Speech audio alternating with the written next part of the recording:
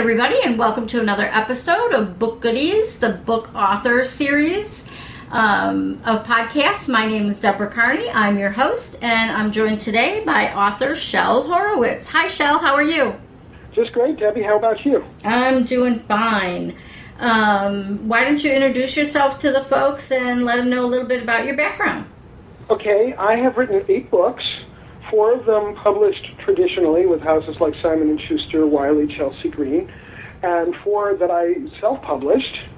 And interestingly enough, 3 of my traditionally published books started as self-published books. Mm-hmm. So that's kind of unusual. And I did one of my self-published books, Grassroots Marketing for Authors and Publishers, was actually co-published.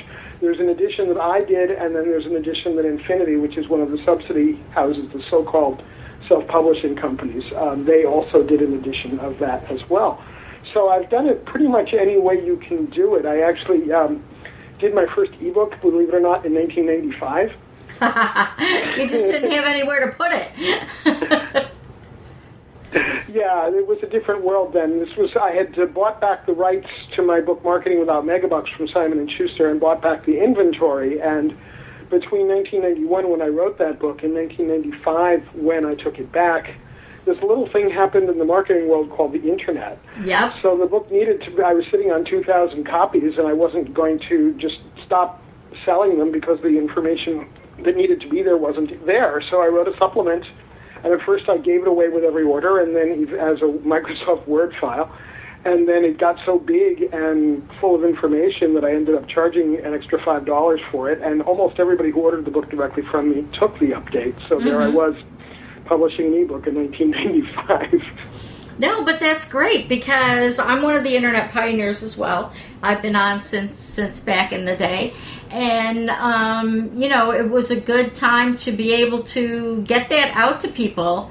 Because, however it was that you were selling your print book, you had some place for them to go and buy from you. So, was it a case where you had people mailing you checks, or I don't even remember when PayPal came out. You could take credit, okay. But I got a lot of checks. Yep. Those were the days when you would go out to your mailbox and get a stack of checks and go to the bank and make the teller roll her eyes at you. Yeah, I had an occasional day like that. Yeah. Big pile of checks.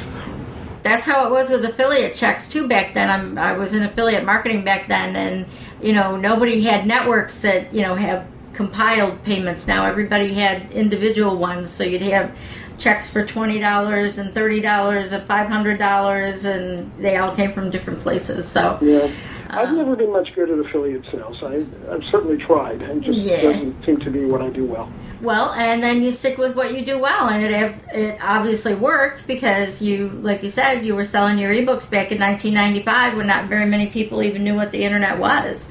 Yeah, and the word ebook didn't exist yet. Yeah, it was just it was a DVD or a CD with the book on it, or did you even have a download file?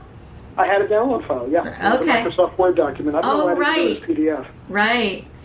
Right, yeah, and wow, okay. We won't stay back there very long. So, after you graduated from that, what came along next? Let's see. I guess the next big thing in my publishing career was that I was attending my second Book Expo America, and I was wearing a T-shirt promoting my book, The Penny Pinching Hedonist, and I saw this foam board from a publisher I was not familiar with named Chelsea Green, and it talked about sustainable hedonism, and I went and found the publisher in the back of the booth, and I pointed to his foam board, and I pointed to my T-shirt, and I said, we have to talk. 6 months later, we had talked ourselves into a book contract. Nice. This is actually an updated, revised version of the book I'd done with Simon & Schuster, for which I did the early ebook, was called Grassroots Marketing Getting Noticed in a Noisy World. And both of those books trace themselves back to my first self-published book in 1985, which was a book on low-cost marketing, and I just kept expanding and rewriting and finding another publisher for it. So that came out in 2000, and then in 2002, I guess it was, I started to realize there were all these business scandals happening, WorldCom and Enron, and then the business pages were a mess with all of this stuff. And I kind of thought that the work that I'd been doing in low-cost marketing tended to emphasize very ethical approaches. And I thought, I've got something to share with this world. So I actually started writing the first 10,000 words of what became Principled Profit, Marketing That Puts People First, on the deck of a cruise ship. And using a handspring visor, which is like a Palm Pilot, with a fold-out keyboard. I've always been into portable technology. Yeah. Got my first laptop in 1986. Ooh, that had to be a brick. It was a brick, yeah. It was only 4 pounds, but it had 24K of memory. It was a Tandy Model 100. And I had to upload the file every 2 hours because I would be out of memory. Nice.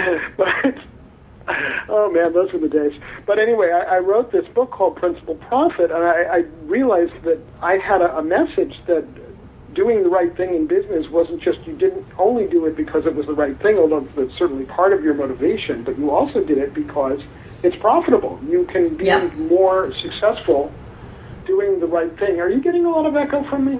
I'm not getting any at all. Are you getting echo from me? I'm getting echo from me. By the way, folks, everyone who knows me is going to think that that's my cat, and no my cats are locked up. It's my cat. He just came in. It's okay. We're cat friendly. Okay.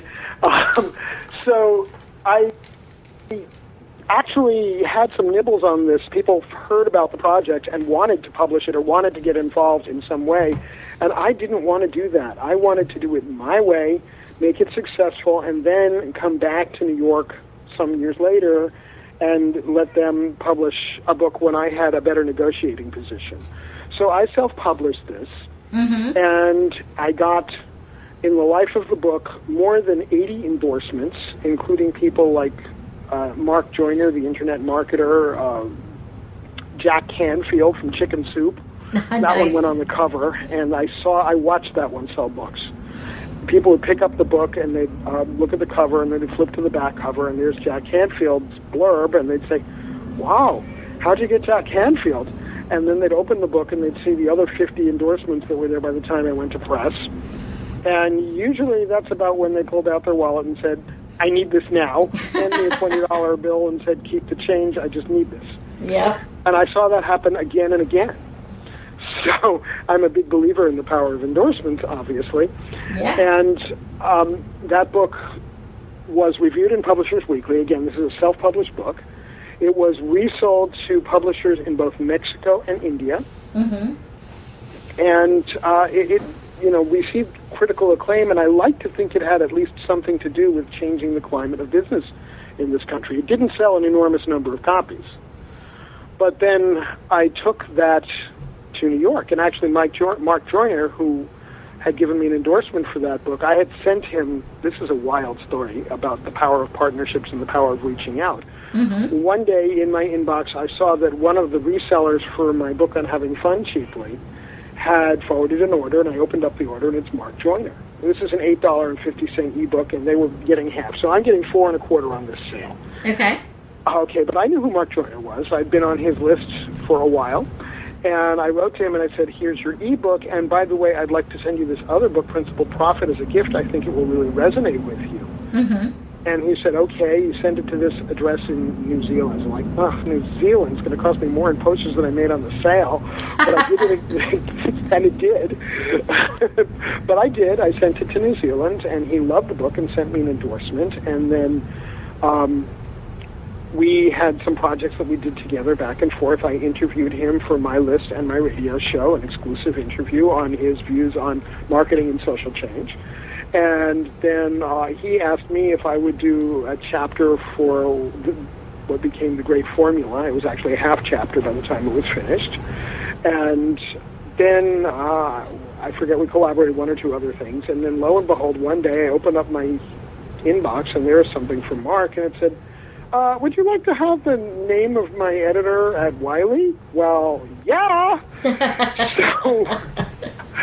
So I pitched Wiley on updated, expanded, revised version of Principled Profit, Marketing That Puts People First. Right. It was a very interesting process. I had self-published originally with that book. As I said, I actually had some people interested, but I wanted to do it my way, and this really bore out the wisdom of that because, like they said to me, you cannot have the word ethics in the title. Because I had originally suggested, after I pulled Jay Levinson and made it a guerrilla marketing book, I suggested that we call it Guerrilla Marketing Ethics. And they said, no, we're not going to have anything with ethics in the title. Ethics is the kiss of death. Well, I don't think so, but all right, you're the publisher.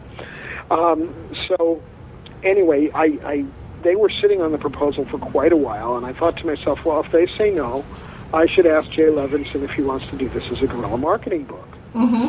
And then it kind of hit me. They said yes, and I thought, you could still ask Jay. Wiley, what do you think about making this a guerrilla marketing book and bringing in Jay Levinson if he's interested? I'm like, oh, you mean we can have two marketing superstars? Yeah, we like it. So I actually had an old email address from Jay at AOL when I had interviewed him in like 1995, and astoundingly enough, it still worked. And I wrote to him and said, I think this book would resonate with you. What do you think? And he was delighted. And this became my 8th book, Guerrilla Marketing Goes Green, which was named a groundbreaking indie book by Independent Publisher magazine, only the 5th book ever to get that award.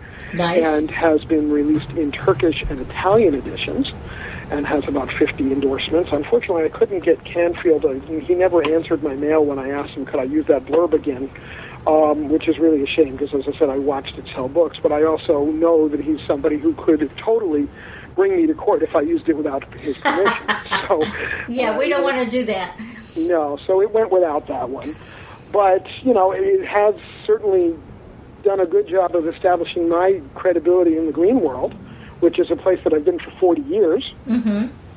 I've also been in the marketing world for about 40 years. So it's really nice to be able to braid these two strands together. And in between the self-published Principled Profit and the traditionally published Guerrilla Marketing Goes Green, which about the book is about 65,000 words, and about 45,000 words were in the old book. But there's significant new content.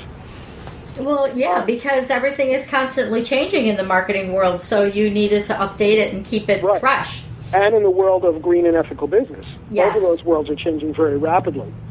I mean, when I did Principled Profit, you did not hear people talking about climate change. And now you have soccer moms campaigning to get cola out of their kids' schools. I mean, it's really a very different world in a lot of ways. So this is all very exciting. In between those two things, I did self-publish another book called Grassroots Marketing for Authors and Publishers. And people have been telling me for years that I know so much about book marketing, I really ought to do a book just on book marketing, and I finally decided they were right. And I'm actually in the middle of revising that one now, and my plan is not to come out with another big single-volume book, but to break it up into, 4, 5, 6 ebooks, sell them on Kindle, sell them on iTunes, see what happens. Because I haven't done a book that's only an ebook. I did my Penny Pinching Hedonist, the book on having fun cheaply that got me the contact with Mark Joyner, who I finally got to meet only about a year and a half ago. He no longer lives in New Zealand. And he told me when we met that it was actually his wife that wanted him to order that book for her. Nice. But that book I took out of print in 2003, having had huge national publicity and very slow sales, and replaced it with an ebook at half the price. And that one, actually, my timing was perfect because I pulled it off, and then it was featured on, I believe that was the time it was featured on the MSN homepage. Okay. Not bad placement. Yes, it's also been on the homepages of AOL and PayPal, and what was the other big one? I forget. Good problem to have.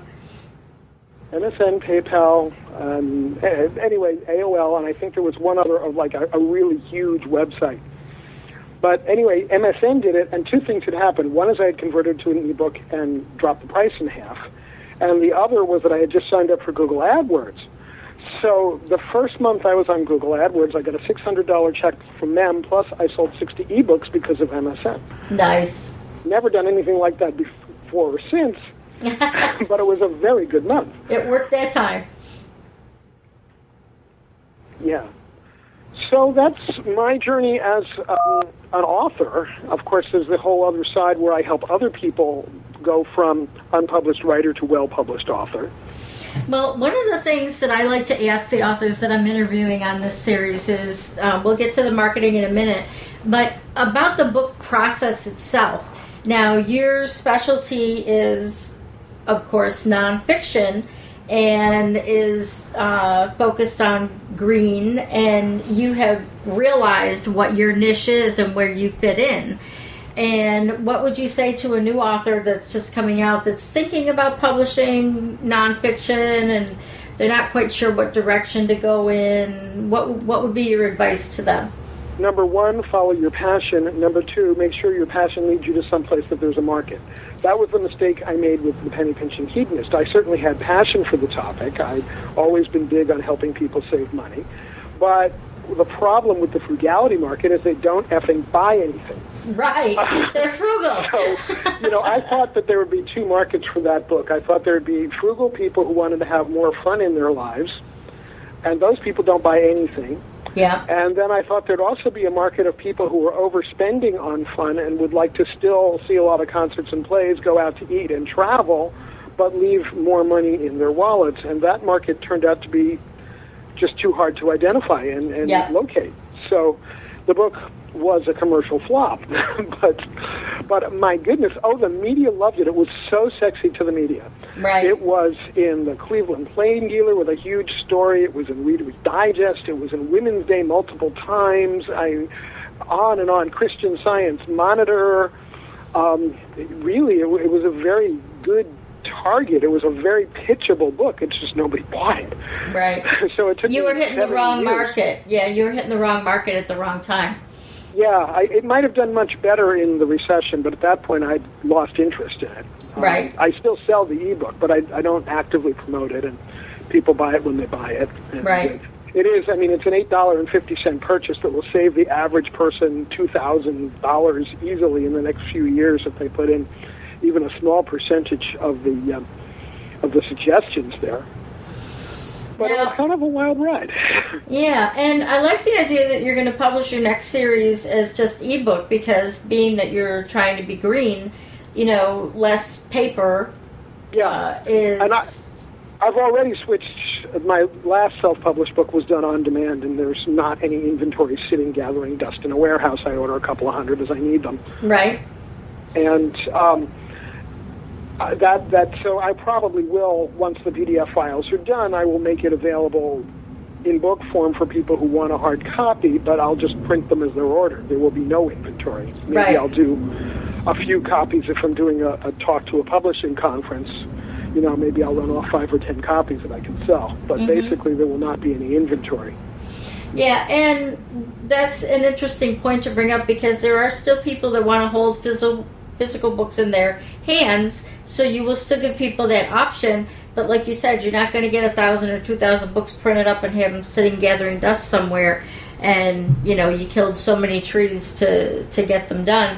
The print-on-demand industry for print books is actually a very green alternative. It's more expensive than doing it the other way and ordering in quantity. Well, it isn't. Okay, so my grassroots marketing book for authors costs about $4 a copy to print on demand. Mm-hmm. Okay? And this is the book I co-published with Infinity, so if I was paying a print-on-demand publisher to do the book, it's about $9, which begins to feel like there is no profit margin doing that.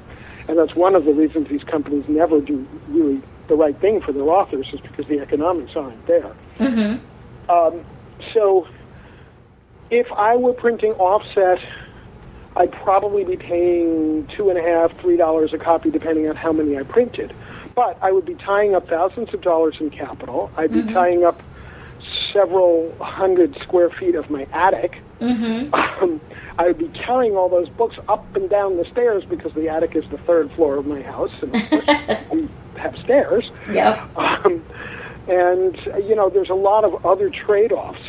And for me, not having to spend the capital, not having to waste the trees, and knowing that I do not sell vast quantities of books, I don't move them out the way a Stephen King does, right, or a J.K. Rowling. It doesn't make sense for me to, even though the cost per book is lower. Let's face it, if I'm paying $4 or $5 a book, and the list price is $24.95, there's something in there for me. Yeah, exactly. And it's so much more convenient for everybody. Like you said, I use CreateSpace for my print books, so I don't even house them myself. I just have them go straight out from CreateSpace. And I will do CreateSpace or Lightning Source. Right. Certainly. Yeah. Lightning Source. There's any number of them now. A few years ago you could name them all on one hand, and now there's they're all over the place. Now pretty much any printer will offer on-demand services, but I think only CreateSpace and Lightning Source are really well set up to get you into the bookstores if they want to special order you. Right. But you can. One of the other things about on-demand printing is you can actually use multiple printers. Yep. There's no reason you can't have more than one person doing your printing. So if, for example, let's say you get a book club deal and you need 2,000 copies, CreateSpace might not be the best choice, but you can take the same file and go to someplace like Thomson Shore, right, which does excellent work. I've done a few client projects with them and always been very happy. And you'll pay half the cost per copy, and they'll, just ship them off to the book club for you. And in fact, Thomson Shore, like most printers these days, will also do digital for you. Right. And probably a better quality job than CreateSpace or Lightning. Which is awesome. Yeah. They won't be as cheap. What you don't want to do is the companies that say they're self-publishing companies, and they're really not, because the definition of a publisher is the person who issued the ISBN. Right. If you have your own ISBN, you're the publisher, even if CreateSpace or Lulu printed it. Right. If they gave you one from their block, they're the publisher. Right. And that has more implications than people think it does. There's a lot of negativity attached to using one of those. Plus, of course, as I said before, the economics are much more challenging. I do recommend, if you're going to self-publish, that you truly self-publish, and I also recommend that you bring in an experienced book shepherd to help you through the process. It's not easy. There's a long learning curve, and it's much better to, if you're going to put your heart and soul into a book, you want it to be the best book you can. I just finished a project, actually, with a woman whose native language is not English. Right. And she had done 9 previous self-published books, not one of which is going to do anything in the market because people are going to pick it up and look at it and say, huh? And I had to really work with her on the idea that the cover that she had designed herself in probably 15 minutes was not appropriate. Right. And that was a bit of work, but she was so delighted with the finished product that she actually put my name on the cover as a with credit. She wanted to give me a full co-authorship, and I said, no, this is really your ideas. All I did is make them come to life. Right. But, and now she came back to me. The book has only been out since June, and she's made one of the category bestseller lists on Amazon, and she's very, very happy. And I just finished writing a book proposal for her to send to a traditional publisher. Nice. Yeah. So going through you shepherded her through her first one, but then when she hits the traditional publishing space, she gets to have that learning curve all over again. Oh, yeah, and I'm there to help her with it and get paid for it. And that's awesome. And there are a lot of people that don't understand that there are services out there like that can help them. They figure, oh, I finished my book, now what? And yeah, and the first thing is that you want to be thinking about the marketing before you even write chapter 1. Yep. You want to be thinking about the marketing while you're doing the outline, particularly for nonfiction, but even for fiction. Yep, I'm hearing that more and more from people that they're being told, like a lot of people that are submitting to traditional media now are also being asked, what's your marketing plan and where's your platform? And where's your platform, yeah. And that's the reason why when in 2003 I had the opportunity to traditionally publish Principal Profit, I wanted to do it myself. Because when I came back to Wiley and said, okay, this book has won these awards, and it has these incredible endorsements, and this and this and this and this, it was a very different conversation from, here I am trying to publish with you because I can't do it myself. I was coming from a position of strength. And I was able to negotiate a much better contract than the average new author walking in off the street. Right, because you had a proven product, and they knew that you didn't need them. It would be a good partnership, but you could survive and keep selling your book without the partnership. Right, and in fact, Wiley typically pays for a nonfiction book from an author of my status or lower about $15,000 in advance. Mm-hmm. They offered me $25,000, and I said, well, I've got to share that with Jay. Can you do any better? And so they upped it to $30,000. Now, interestingly enough, 30 divided by 2 is 15. So I came out dollar for dollar with the same advance of my half that I would have gotten for doing it without Jay. Mm-hmm. But I got to have the incredible cachet of his brand. Guerrilla marketing is the most famous marketing brand in the world. Yeah. People who have never heard of Saatchi and Saatchi or even Ogilvy and Mather, they know guerrilla marketing, and they probably read at least one of the books. Yep. And we all bought them from the bookstores before the internet existed. Yeah. So I am, for the rest of my life, I'm a guerrilla marketing author. Yep. And we were able to do things like, of course, I got to reach Jay's, at the time, 84,000 members to his membership program with the book. It was very easy to get a marketing charity partner for the launch. Yeah. We went with Co-op America, Green America, rather. It used to be Co-op America. And they had 94,000 people. It was very easy to get an A-list forward. And we got Stephen M. R. Covey, not the 7 Habits guy, but his son, who wrote The Speed of Trust, which is an incredible book. Okay, yep, I've heard of it. So a lot of doors were open to me by doing this partnership with Jay. A lot of people said to me, well, why are you doing this? You're going to end up doing all the work. And yeah, I did. But then all of these other things fell into place. I even got to write my own cover for the book. They took out one phrase I really liked, but other than that, the back cover of the book is what I wrote. Okay. And so now I can say that I've written a cover for Wiley. That's kind of cool. That is kind of cool. So another thing, so basically you're telling people to make sure that they are starting their platform as soon as they get their book idea. And like you said, that is resonating through fiction and nonfiction. It's something that I'm hearing quite frequently.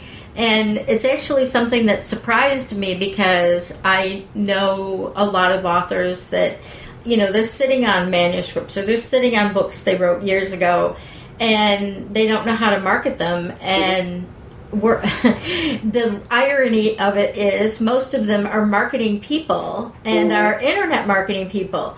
But they can sell other people's stuff and they can help their clients, but they don't know what to do when it comes to doing their own marketing. Well, fortunately, they can call me if they want. But exactly. There's so much you can do, and you want to be building relationships long before you need them. You want to be reaching out to people who will help you with the launch before you have the book.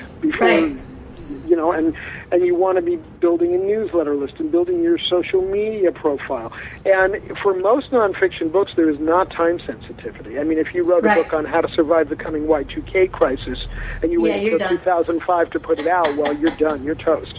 But, by and large, most nonfiction books, if you take a year or two to ramp up your marketing machine and have it ready when the book is out, that's time well spent. Yeah. Yeah, absolutely. And you want to make sure the production values are as good as they can. You don't want people to judge books by their covers. Yeah. People judge books by their interior design.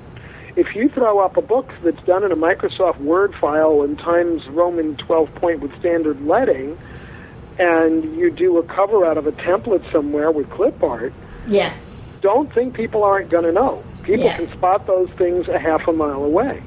Now, hey, I like doing my books in Microsoft Word. But do your books in Microsoft Word and then turn the file over to somebody who is good with InDesign before you go to press. Right.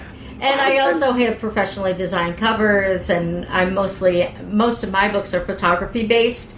Mm-hmm. So layout is really important for those. Yeah, layout is really important. So I do have those visual elements. But you are right that you need to pull somebody else in and not think that you can do it all at once. Now, when you built your platform, did you build it on your name, or did you build each book with its own platform?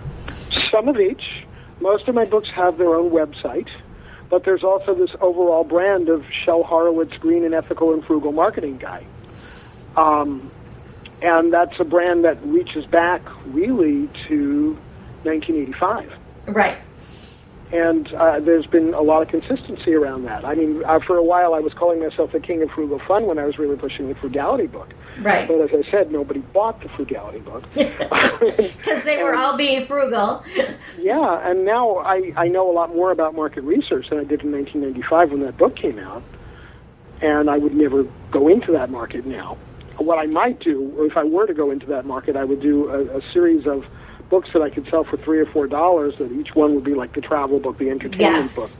And that would have been a smarter strategy. And in fact, when I was thinking that I would revise that book, I started to conceptualize it that way. And then I thought, good Lord, Shel, it just took you 7 years to sell the first print one. Why do you want to go through this again?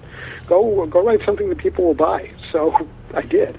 Well, actually, in this economy right now, I know a lot of blogs that would blog about a book like that and that would encourage people to purchase it because there are so many blogs now that are written toward saving money.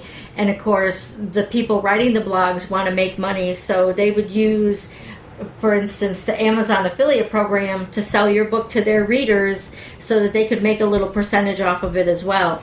And they would push it to their audiences. But again, that's a whole new marketing machine that you're not integrated with yet. So you would... Yeah, and I, certainly when that book came out, there weren't blogs, but there were lots and lots of frugality newsletters, and I was written up in a lot of them. And as I said, that book was very sexy to the media. And the frugality press loved it. Mm-hmm. Here's somebody telling you that you can pinch pennies and still have a good time. This was in the era when Amy Decision from the Tightwad Gazette was telling people, cut rubber bands in half to make 2 rubber bands.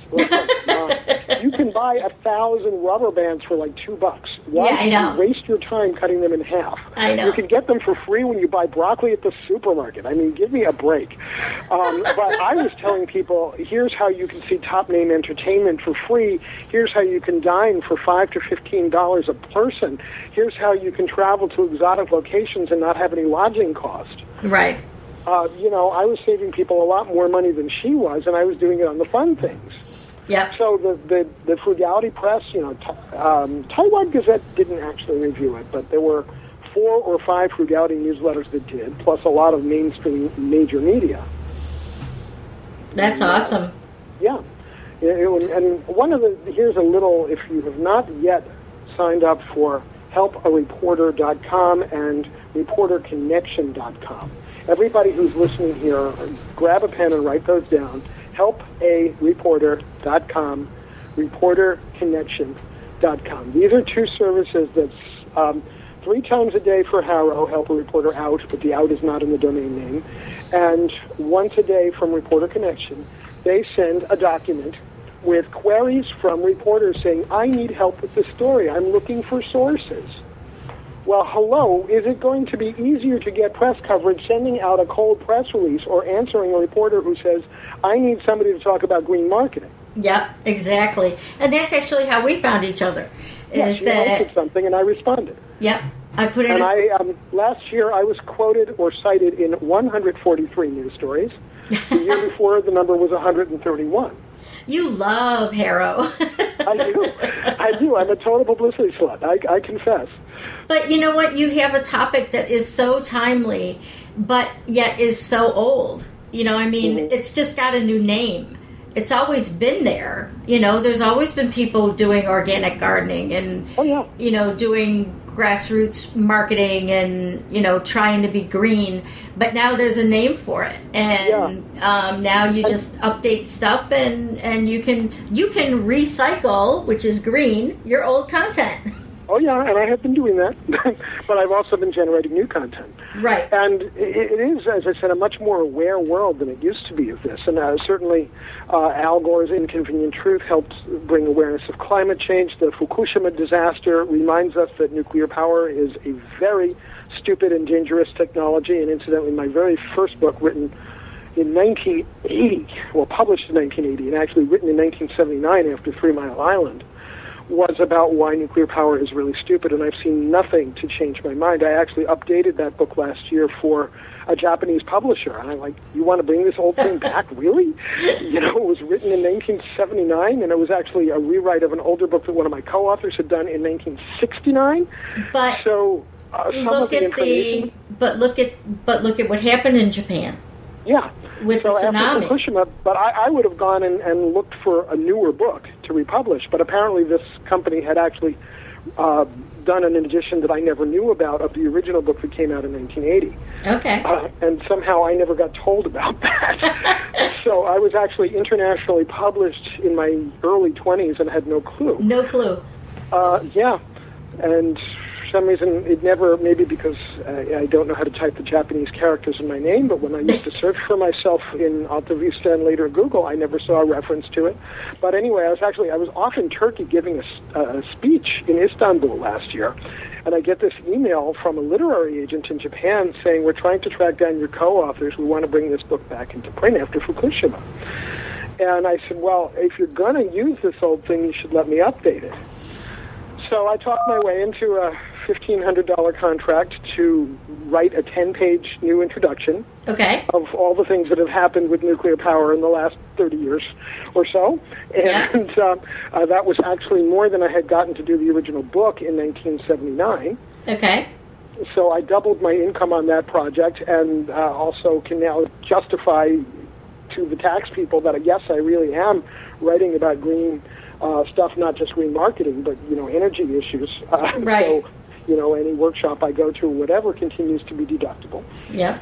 And here and now at this time, of course, they sent me copies of the Japanese edition, which has this very pretty cover that looks like a novel. I don't read Japanese. But you still have it. I still have it, and I'm told that there's a line on the cover that translates as a message from 30 years ago. Nice. Okay. I'll take it, Somebody wants to pay me $1,500 to write 10 pages, I will take it. Yep. Now, we've given some advice to new authors and build your platform. What other marketing advice would you give them in addition to building your platform? Now, if you're a new author and you're going to do a couple of series of books, would you recommend that you market your name as a brand or immediately break off into the separate platform for each series book? Identity. I mean, series think of identity. Harry Potter, think of the Chicken Soup, think of the Dummies Guides. The Dummies Guides, incidentally, and the Chicken Soup books, they have many, many authors involved. The Chicken Soup books all say Jack Canfield and Mark Victor Hansen, but somebody else, a lesser-known person, actually assembled the anthologies. Right. Other than the first few that they did themselves. And that's the Jay Levinson model also. If you see a guerrilla marketing book, it'll say Jay Levinson and Shel Horowitz. Mm-hmm. Jay doesn't have subject matter expertise in all the things that he's got books about. But he knows how to connect with people who do. Yep. Okay. So that's a really good. That's something really good for people to keep in mind.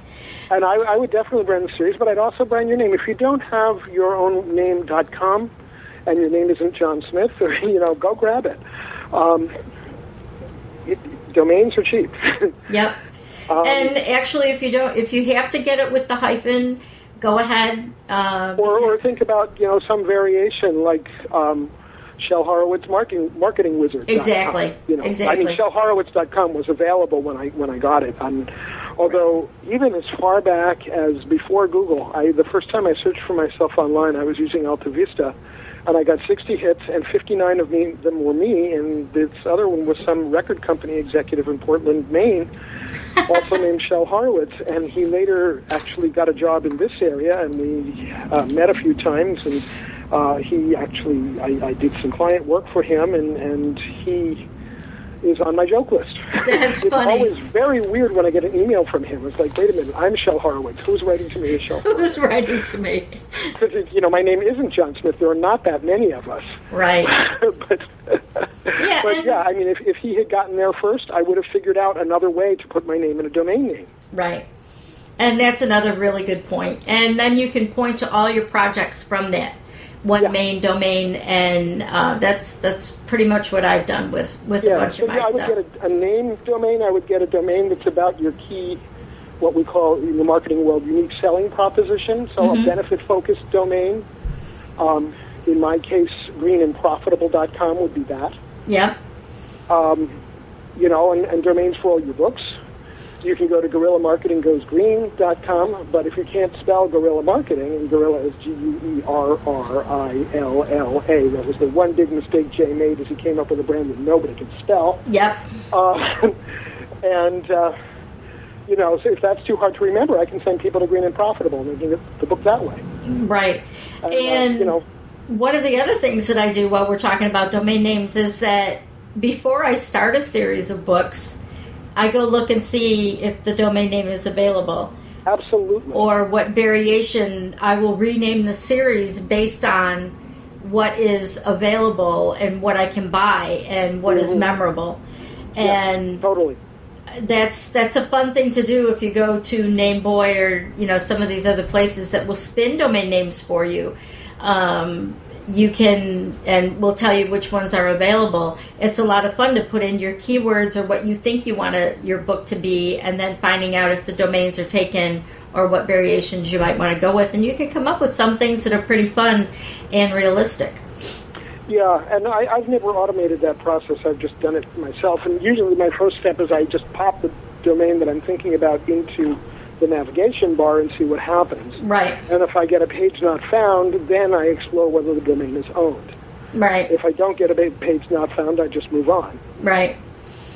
Yeah, I have a variety of tactics, but usually I will make sure that the domain is available way before I write the book. And although I do find that sometimes I end up with domains with what I think the book is going to be called. Like I bought winwinmarketing.com because I thought that Principal Profit was going to be called Win-Win Marketing. Right. And then I went to one of the publishing discussion forums and I said, I'm doing this book called Win-Win Marketing. Here are some subtitles I'm thinking of. And 3 or 4 people who I respect deeply, people who are really industry experts, said, you don't have your main title yet.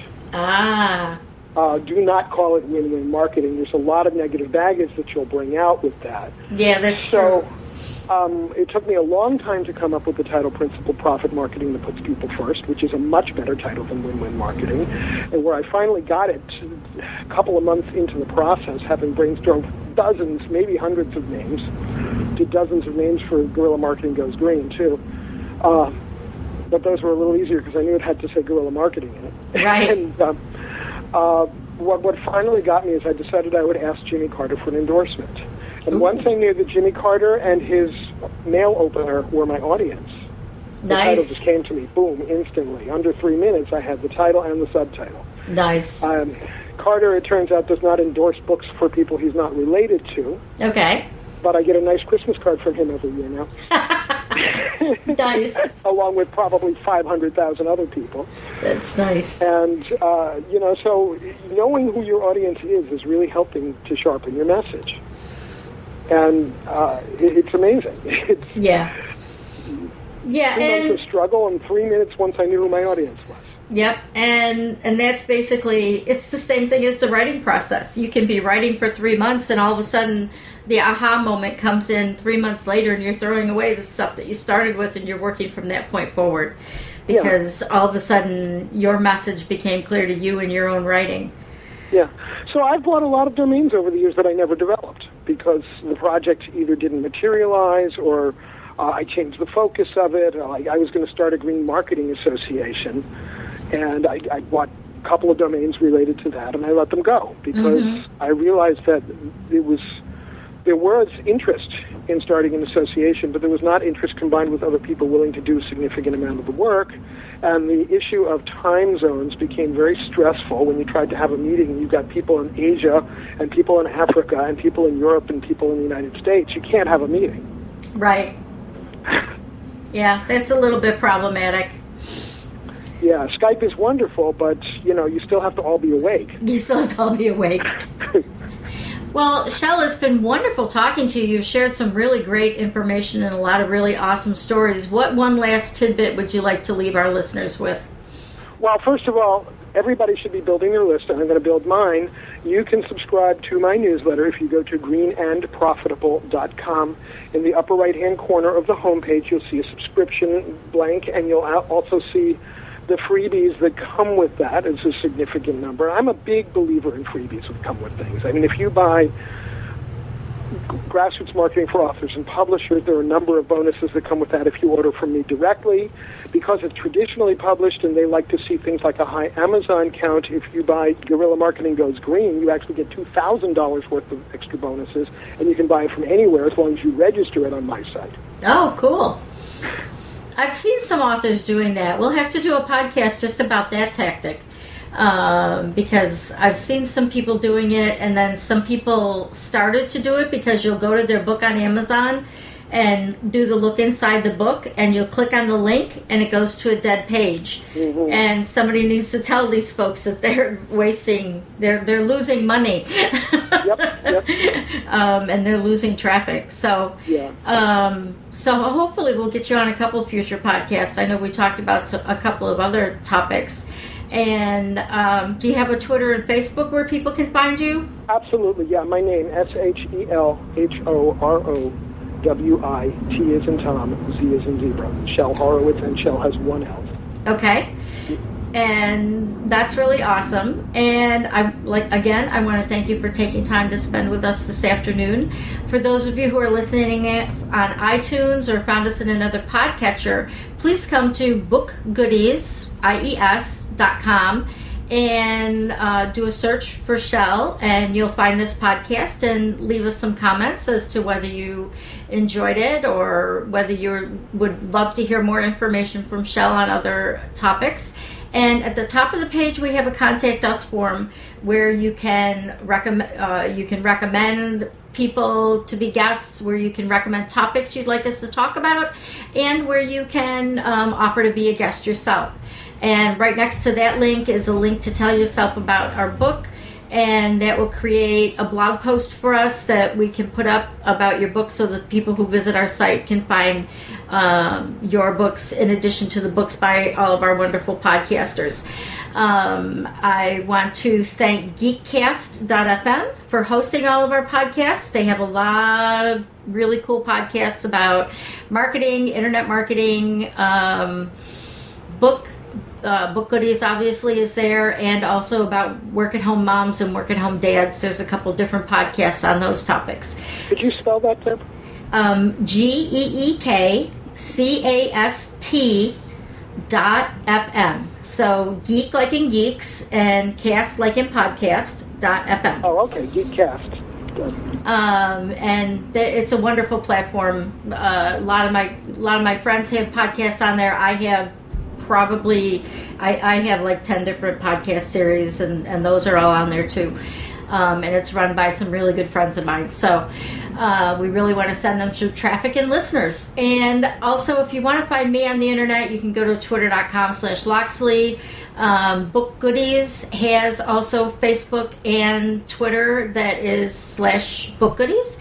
And you can also find me at DeborahCarney.com because I grabbed my name when it was available. Smart move. So, once again, Shel, thank you so much for being a wonderful guest with us this evening, and we look forward to talking to you again soon. And everybody, have a great day. Thank you for listening. Get writing, and just keep on keeping on.